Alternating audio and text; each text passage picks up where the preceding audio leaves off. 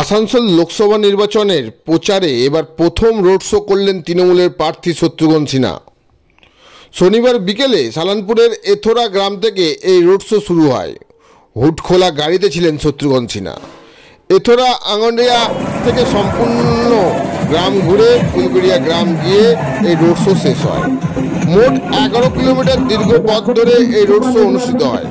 প্রার্থী শত্রুঘ্ন সিনহার সঙ্গে হুডখোলা গাড়িতে উপস্থিত ছিলেন বারাবণীর বিধায়ক তথা মেয়র বিধান উপাধ্যায়।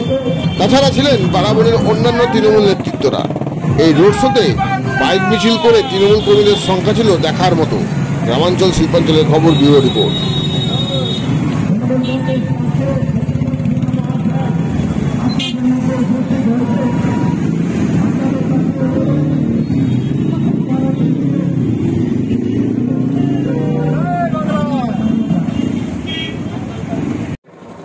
আমাদের মধ্যে উপস্থিত হয়ে গেছেন আমাদের লোকসভা নির্বাচনের প্রার্থী শত্রুঘ্ন সিনহা মহাশয়। প্রার্থী রোড শো এর উদ্দেশ্যে রওনা হচ্ছেন। সবার প্রথমে আমাদের প্রচার গাড়ি থাকবে, তারপরে আমাদের প্রার্থী